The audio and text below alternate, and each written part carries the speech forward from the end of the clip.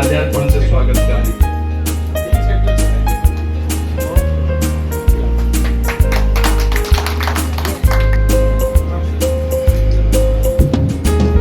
AD mall में sir से कृपया आए और माल्यार्पण से उनका स्वागत करें।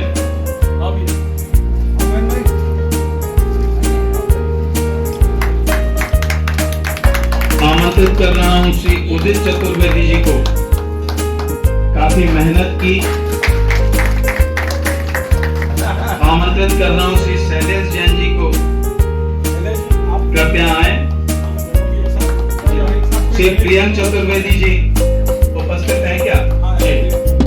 प्रियंक शैलेश जी के माल्यार्पण के लिए आमंत्रित करना चाहती। नीरज चौरसिया जी हैं।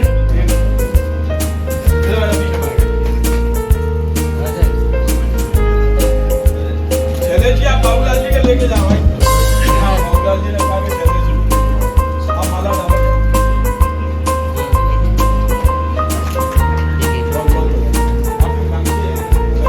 हमारी कोर कैट टीम में आज श्री सतीश अग्रवाल जी एवं श्री आशीष कालानी जी का जन्मदिन है। कैट टीम उनको हार्दिक बधाई एवं शुभकामनाएं देती है। कृपया भी आए। श्री आशीष कालानी।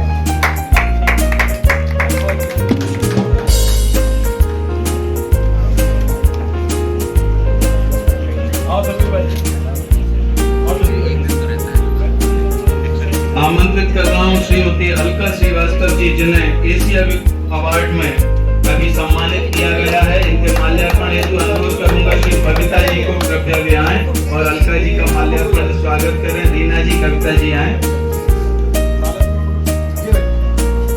दीना जी और कविता भी दीना। सावित्री बैठिए, सावित्री जी आप भी आ जाओ। टीम में काफी नए सदस्य जोड़े हैं। एक मिनट उनका अभी अल्फाबेटिकली प्रमाण पत्र वितरित किया जाएगा। मैं अल्फाबेटिकली उनका नाम बोलूंगा। कृपया दे क्रमशः।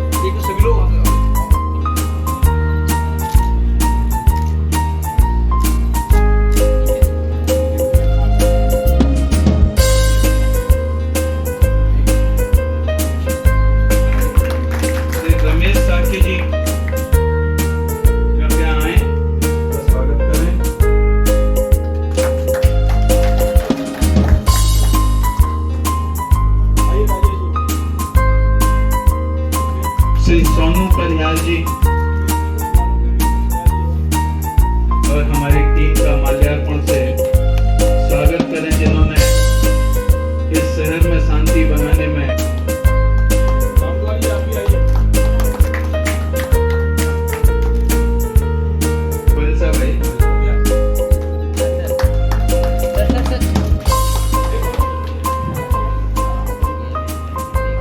पूरी टीम एक बार पुनः यहाँ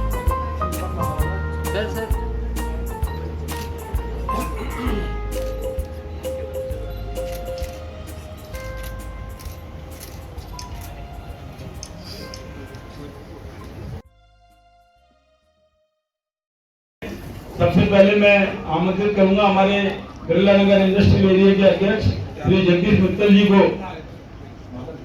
ये अच्छे से काम कर सके जुड़ी है, जिसने भी हाल ही में कोयले को लेकर एक बड़ा काम किया। श्री कमल नागपाल जी को मैं आमंत्रित करता हूँ। तालियों के साथ राष्ट्रीय अध्यक्ष जी से अनुरोध करूंगा कि उनका सम्मान करें। आदरणीय कमल जी नागपाल, मैं अनुरोध करूंगा आदरणीय श्री उमेश उत्पल जी हमारे बीच हैं और लंबे समय से ग्वालियर व्यापार मेला एवं अन्य संस्था में अपना सक्रिय योगदान दे रहे हैं। महेंद्र भटकारिया जी, श्री महेंद्र जी भटकारिया जो अध्यक्ष है मेला व्यापारी संघ के, उनका सम्मान करेंगे राष्ट्रीय अध्यक्ष जी। 100 साल से ऊपर का उसके व्यापारियों का नेतृत्व करते हैं उमेश जी उत्पल और अध्यक्ष हमारे महेंद्र भटकारिया जी। महाराज बाराघाटा इंडस्ट्री एसोसिएशन के सम्मानीय अध्यक्ष श्री शोभन सिंह जी तोमर साहब का अभिनंदन करेंगे। मावा व्यवसायी संघ के आदरणीय शोभन मिश्रा जी।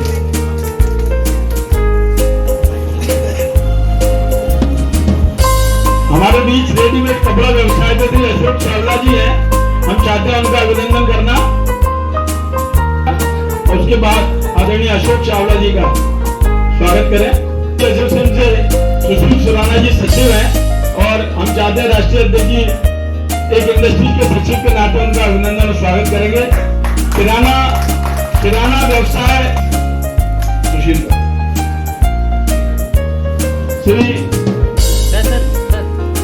श्री मनोज राठौर जी का मैं उनका सर्टिफिकेट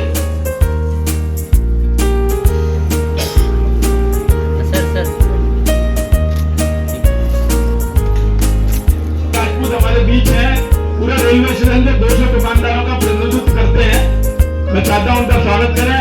और ट्रांसपोर्ट व्यवसाय से लंबे समय तक जिन्होंने अपनी सेवा दी आदरणीय लेखराज जी रावल साहब का सम्मान आदरणीय राष्ट्रीय अध्यक्ष जी से कराना चाहते हैं। जोरदार तालियों के साथ आप अभिनंदन करें श्री लेखराज रावल जी। अगर मैं किसी का नाम लेने से छूट रहा हूं, लेकिन मैं सभी का स्वास्थ्य अधिकारियों का हमारे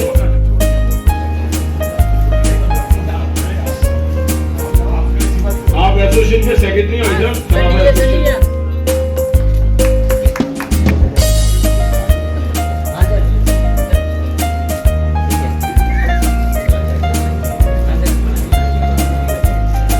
श्री अनमोल मित्तल जी हैं। अनमोल मित्तल जी, श्री अश्विनी सेठ, श्री चंद्रकांत गुप्ता, श्री दिलीप पंजवानी जी, श्री गिरीश शर्मा जी,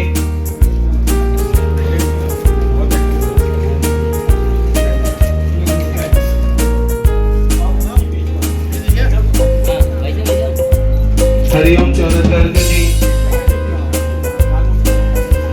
श्री कृष्ण मुरारी शर्मा, श्री कृष्ण मुरारी शर्मा, श्री कन्हैयालाल कल, श्री मनोज अग्रवाल,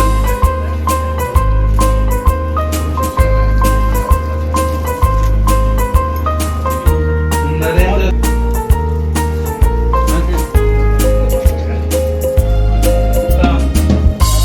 श्री निर्मल सिंघल जी,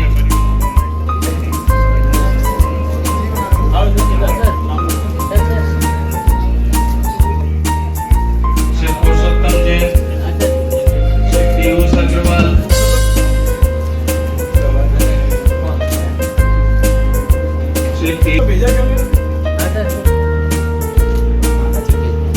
श्री राकेश,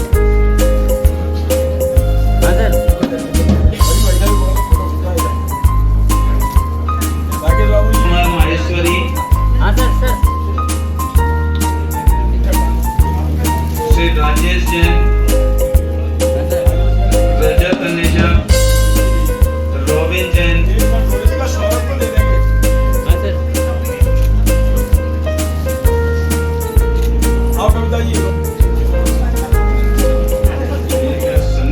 सनी बंसल, रानी बंसल,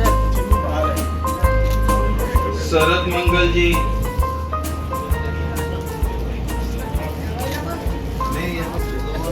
सुनील जैन गुप्ता जी,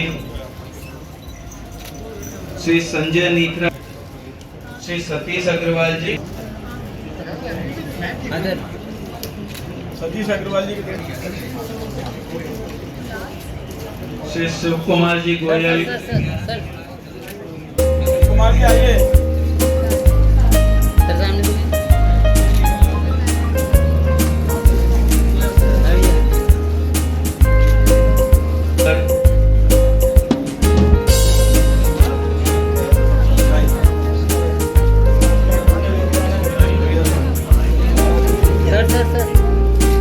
विकास गुप्ता जी,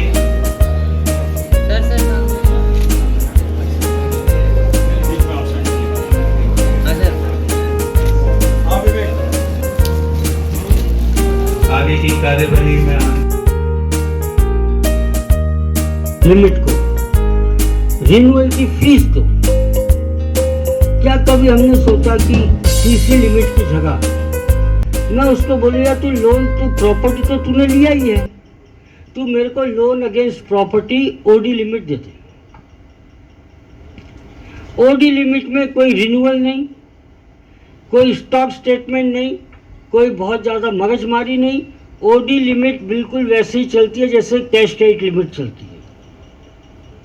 तो क्या मेरा कॉस्ट ऑफ फंडिंग कम हो सकता है? क्या इसके बारे में हम लोग चर्चा करते हैं? क्या इसके बारे में हम लोग सेमिनार्स लेते हैं, डिस्कशंस करते हैं? कैसे कम हो? कंपटीशन का ज़माना है, मार्जिन्स कम होती रहेगी। मार्जिन्स कम होगी, मेरे को मेरा प्रॉफिट मेंटेन रखना है तो मेरे को मेरे खर्चे कम करने। कहाँ कहाँ मेरे खर्चे कम हो सकते हैं, उसके लिए मेरे को मेहनत करनी पड़ती। क्या हम इस और प्लान करते हैं? कभी ऐसे ऑप्शंस को हमने सोचा? सिबिल रेटिंग की बात आती है, यार क्या करें, सिबिल खराब है, लोन नहीं मिल रहा। सिबिल खराब क्यों हुआ और सिबिल अच्छा कैसे हो सकता, इसके बारे में कोई ट्रेनिंग प्रोग्राम हुआ? इसके बारे में हमने समझा क्या सिबिल की कोई अच्छी प्लानिंग हो सकती है? सिबिल अलग अलग चीज़ों के लिए क्राइटेरियाज हैं। उसमें एक क्राइटेरिया है क्रेडिट कार्ड का टाइमली पेमेंट। आपने 25,000 लिमिट का, 50,000 लिमिट का क्रेडिट कार्ड ले लिया तो सिबिल बोलता है ये आदमी अच्छा है। कुछ भी नहीं तो तुम्हारा पेट्रोल, तुम्हारा बिजली का बिल, तुम्हारा टेलीफोन का बिल, तुम्हारा ऑफिशियल ट्रैवलिंग, इसका पेमेंट क्रेडिट कार्ड से करो, उसका लिंक कर दो अपने अकाउंट से कि ड्यू डेट पे पेमेंट होता रहे। आप टाइमली पेमेंट करते हो तो सिबिल में आपका स्कोर अच्छा होता है कि ये डिसिप्लिन आदमी है। वैसे ही हम कोई भी गाड़ी ले रहे हैं, ईएमआई पे ले रहे हैं, उसका टाइमली ईएमआई का पेमेंट होना चाहिए। छोटा बच्चा है, स्कूटर खरीद रहे हो, वो बच्चे के नाम से खरीद लो और टाइमली पेमेंट करने लग जाओ। कम से कम उसका सिबिल तो स्ट्रांग होता रहे। वो कभी भी 5 साल बाद, 10 साल बाद लोन लेने जाए तो उसका सिबिल 750-800 तो दिखे। मगर हमारी सोच ऐसी है कि बच्चे के नाम से कुछ नहीं, बाप जब तक जिंदा है सब काम बाप के नाम से होगा, ये समझना चाहिए। स्टैट्यूटरी कंप्लायंस की बात आ गई, बैंकों की बात आ गई। सवाल ये है, जो confederation of all India traders राष्ट्रीय लेवल पे लेके जा रहा है, यहाँ पर रीना जी भी हैं और अलका जी भी बैठी हैं, ये लोग रेगुलर मीटिंग्स में आती है, कि महिलाओं को अर्थव्यवस्था की मध्यधार में कैसे लाया जाए। क्या उनको मध्यधार में लाने से हम लोग रोक रहे हैं? इसके बारे में भी चर्चा करना जरूरी है। हमारे महिलाओं के बारे में 3 स्लोगन्स हैं। Financial literacy of women. सब हम इतना मेहनत करके पैसा कमा के लाते हैं और ये पैसा जाता किसके हाथ में है और खर्च कहाँ हो जाता है? तो जो आदमी खर्च कर रहा है, जो व्यक्ति खर्च कर रहा है, क्या उसको फाइनेंशियल डिसिप्लिन और फाइनेंशियल लिटरेसी है क्या? क्या खरीदना, कब खरीदना, कितना खरीदना, यही खरीदना क्या, अभी ही खरीदना क्या, ये चीजें कौन सिखाएगा, कौन उनसे चर्चा करेगा? आदमी सोचता है यार पिन छुड़ाना, इतना मांगरी दे दे, ये अच्छा है क्या? Financial literacy of women, financial empowerment of women and lady healthy family wealthy, ये 3 स्लोगन लेके हम लोग चलते हैं। तो जब हम फाइनेंशियल एम्पावरमेंट ऑफ वुमेन की बात करते हैं साथियों, इसको समझने का प्रयास करें। एक लड़की जो अपने बाप के घर में मजबूती से बैठी हुई थी, सक्षम थी, उस लड़की की जड़ों को काटकर हम हमारे यहाँ लेके आते हैं। अब जब हमारे यहाँ लेके आ गए, वो अपनी खुशी से आई है, कोई बंधन में नहीं है, मगर कहीं ना कहीं हमारी जवाबदारी नहीं आती कि हम उसको एक सेंस ऑफ फाइनेंशियल सिक्योरिटी दें। क्या हम दे रहे हैं? क्या हम हमारी विल बना रहे हैं? अब विल नहीं बनती, उसके कई कारण हो सकते हैं। एक कारण तो वो महिला खुद भी है, क्योंकि अगर गलती से आदमी ने उसको बोल दिया कि मैं सोच रहा हूँ विल बना दूँ, तो रात भर वो खुद भी नहीं सोएगी, अपने को भी सोने नहीं देगी। क्या बात है, कहीं गए थे क्या, डॉक्टर ने कुछ बोल दिया क्या, कोई ज्योतिषी ने कुछ बोल दिया क्या? क्योंकि एक ऐसी मेंटेलिटी है, विल बना यानी आखिरी वक्त आ गया। हम ये क्यों नहीं सोचते कि जब मैं चला जाऊं तो मेरी संपत्ति शांति से निपट जाए, मेरे घर में शांति बनी रहे? क्या इसके बारे में सोचा हमने? क्या विल बनाने के बाद मैं मर जाऊंगा? क्या ये भय है मेरे को? मगर उसको सेंस ऑफ सिक्योरिटी तो आएगी। अगर लड़की शादी होके आती है और हमने हमारे बच्चे को बोल दिया, देख फर्स्ट नाइट को तेरे को तेरी ये विल उसके हाथ में देना है कि अगर मेरे को कुछ भी हो गया तो मेरी चल अचल संपत्ति तेरी। वो भी तो अपने बाप की छोड़ के आई है ना, तेरे को बोलने में क्या जा रहा है? कहीं रहेंगे हमारे अच्छे व्यापारी जो बोलेंगे भरतिया जी तो बोल दिए, और कल वो लड़ झगड़ के चली गई तो फिर मेरी तो संपत्ति चली गई। अबे संपत्ति उसके जाने से नहीं जाएगी, तेरे मरने से जाएगी। वो चली गई तो बदल दे विल, फर्क क्या पड़ गया?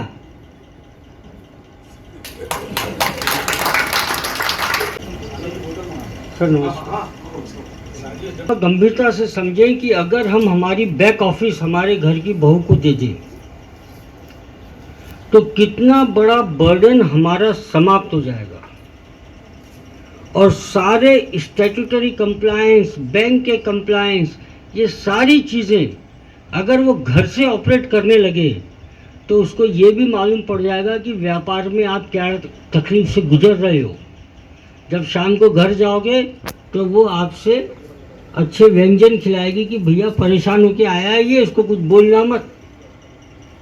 समझने का प्रयास करें साहब, उसको है ना अपने साथ संगी बोल रहे ना, तो उसको साथ में क्यों नहीं रख रहे? आपने अपने भाई को तो छोड़ के अलग हो गए, तो इसको तो साथ रख लो। आप देखिए, वो जब अर्थव्यवस्था की मध्य धार में आ जाएगी तो कितना हमारा अर्थव्यवस्था की ग्रोथ होगी, कभी इसको भी समझने का प्रयास करें।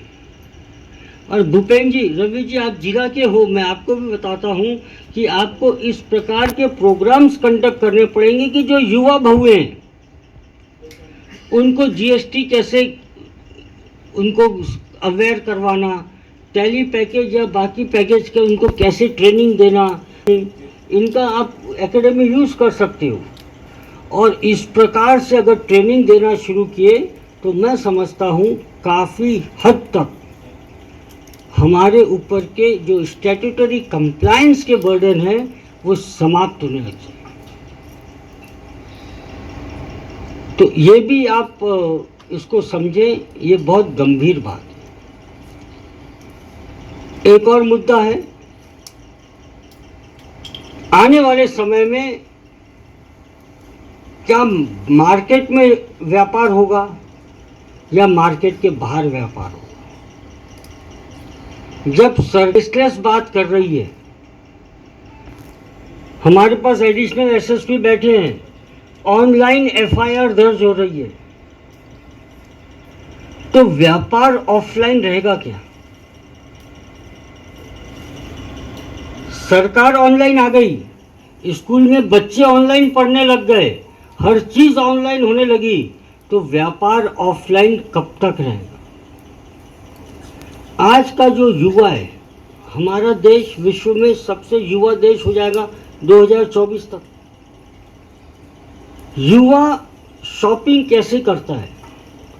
पहले शॉपिंग होती थी, वो सेलर्स मार्केट था। जब हम लोग बच्चे थे, जो मिल गया, पैसे जेब में रहने से कुछ नहीं होता, जो मिल गया, जो क्वालिटी का मिल गया, जो रुपए में मिल गया, तुमको खरीदना पड़ेगा, नहीं तो घर जाओ। फिर जब प्रोडक्शन बढ़ने लगे, ऑप्शंस आने लगे, तो बायर्स मार्केट हो गया। ठीक है, मॉल और ये सब खड़े हो गए। आज जो है ये convenience and convenient way of doing shopping हो गया।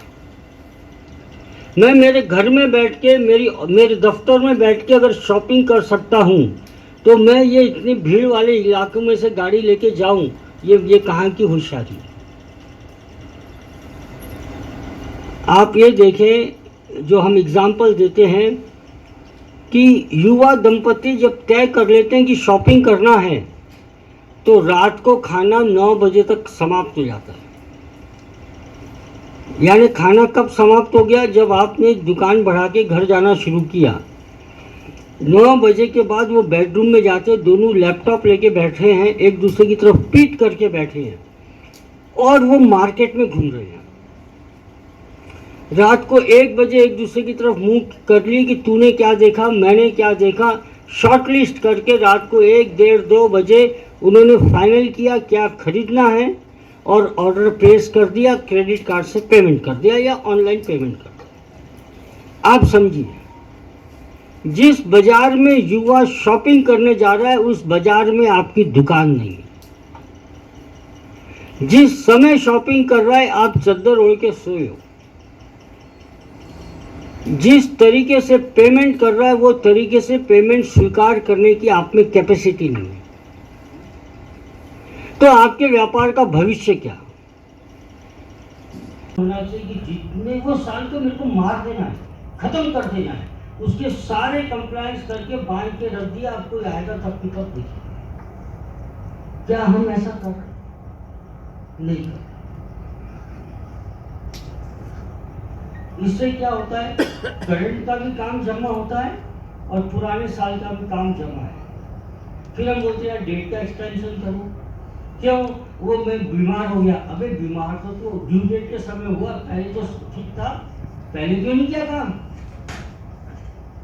मगर पहले हमारा माइंड सेट नहीं था। वो हमारे जो टैक्स कंसल्टेंट है, वो भी अच्छा काम कब करेंगे, जब सब लोग साल भर आएंगे।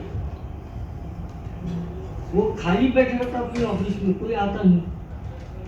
अगर सितंबर के महीने में सब आ जाते, वो भी कितना काम था। फिर वो भी चेपा चापी करके कैसे भी धक्का देते निकाल दो। क्या ये सही? क्या हम उसके पास जा रहे हैं सिर्फ कंप्लायंस करने? बनाने वाला समझिए, बहुत गंभीर विषय साहब नहीं कर रहे लोग, और आगे तकलीफ आएगी। मैं आपको बता रहा हूँ, ऐसे लोगों को इतनी तकलीफ आएगी कि व्यापार करना उनके लिए मुश्किल है। टैक्स कंप्लायंस के साथ ही जुड़ा है कि बैंक आपको लोन नहीं दे रहा, या आपके कागज और आपका व्यवहार उस लायक नहीं है कि आपको लोन मिल सके। इसके बारे में भी सोचना चाहिए। बैंक का धंधा है लोन देना, वो लोन क्यों नहीं देगा? मगर आप में लोन लेने की क्षमता है क्या? कम ब्याज पर लोन लेने की क्षमता है क्या, इसके बारे में भी सोचना पड़ेगा।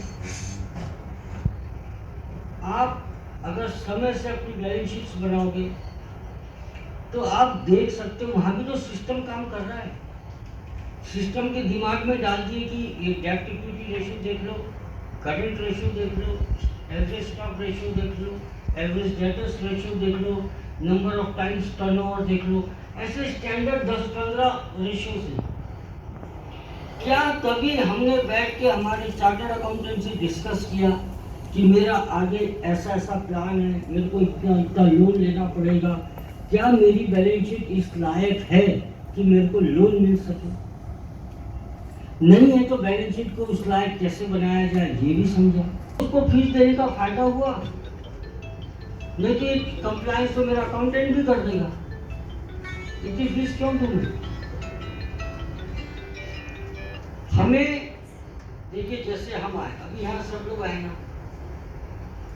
सबने मस्त बाल बाल बाया, तेल लगाया, देखो ना लगा मैडम ने चकाचक होके आई।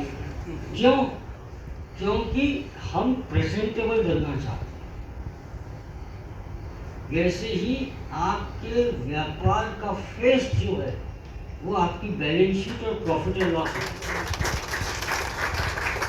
अगर आपकी बैलेंस शीट और प्रॉफिट एंड लॉस अकाउंट अच्छा चमकदार नहीं बनेगा, वो आपका शोकेस है, आपको लोन कैसे मिलेगा? या कोई आपको एजेंसी लेना है, वो एजेंसी कैसे मिलेगी? आप देखना आने वाले समय में कोई भी कॉर्पोरेट से आप व्यापार करने चाहोगे, वो आपके पहले फाइनेंशियल्स मांगेगा, वो देखना चाहेगा कि आपके पास क्या कैपेसिटी। आपने टर्नओवर बता दिया कितने भी करोड़ का, वो कोई मानता नहीं है। आप बोलते तुम मेरे से चेक कर लो जीएसटी रिटर्न से, वो भी नहीं मानता। आपके बैंक में उतने रुपए डिपॉजिट हुए क्या? बैंक ये देखता है कि तेरा जो टर्नओवर है वो मेरे खाते में आया कि नहीं आया। अब मेरे व्यापारी बोलते भाई मेरे को तो सब कैश बेचना पड़ता है, तो मैं क्या करूं? अरे बेचना कैश डिपॉजिट बैंक में कर, और परचेज करता उसको तो चेक दे। इससे भी बैंक को मालूम पड़ता है कि आपका व्यवहार कैसा चल रहा है। लोन के बारे में, एक्सपेंसेस के बारे में, समय पर टैक्स भरने के बारे में बताया, बल्कि पारिवारिक और औद्योगिक विकास हम कैसे करें इस बारे में भी हमें ज्ञान दिया। बहुत बहुत धन्यवाद।